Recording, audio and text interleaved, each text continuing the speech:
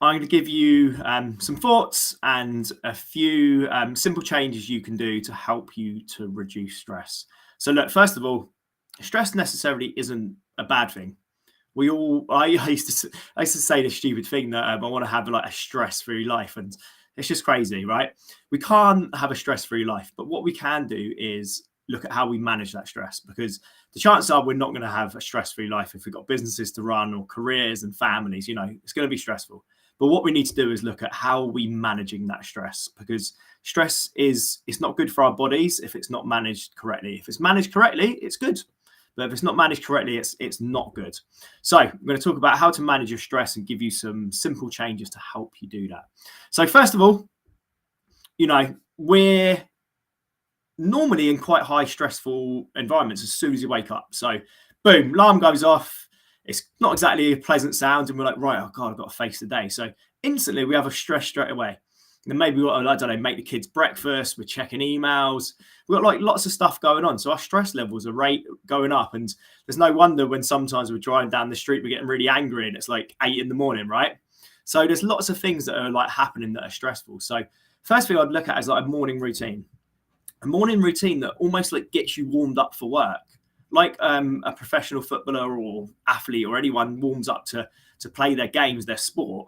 We need to warm our bodies up ready for our day. So can you get into a morning routine where you have a little bit of time to yourself, 10 minutes, maybe 15 minutes, where, I don't know, you listen to a podcast, or you do a meditation, or you go for a 10-minute walk, or 10 minutes of time for you. You do a little mini workout. So your mind and your body starting to get ready for work before the stresses of replying to emails, getting into work mode, getting the kids ready, all those stresses start to happen.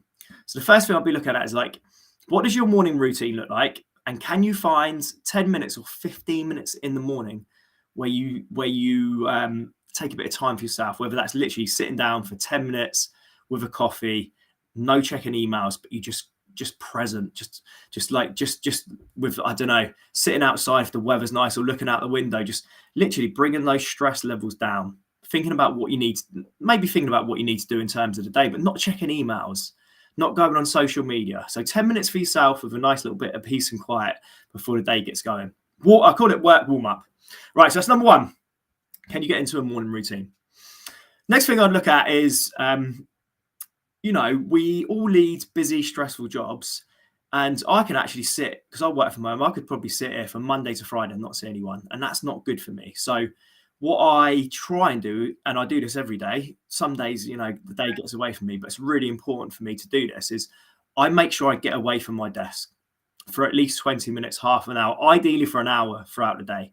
I'm very lucky to live by the seafront, so I normally make sure I get down the seafront for at least half an hour a day. It helps me to feel calm. It actually helps me to be much more productive in the afternoon, because I've taken a bit of time away from my work, and it also gets my creative juices flowing when I'm down there. So can you find some time in the day to get away from the desk? So that's number two.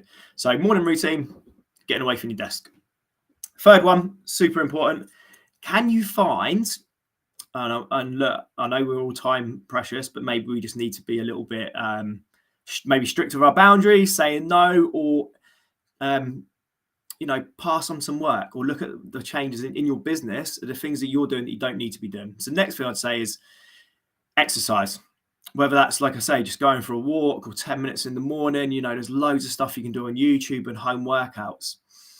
It's one of the best things you can do to release stress. And it also releases a chemical in our body, endorphins, which is like natural morphine, basically, to raise our mood. So if our mood's higher, less likely to be stressed. So that's number three.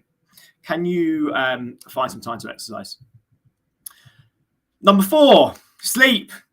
Sleep's super important. If you aren't sleeping well, you're going to be tired, you're going to be irritable, and you're going to be a little bit shorter, maybe with the family, maybe with the work colleagues. And that's going to add stress into your life, because you're going to be saying to yourself, oh, was I a bit short with the kids there? Or was I a bit short on this email? How did this come across? And that's going to be added stress to you.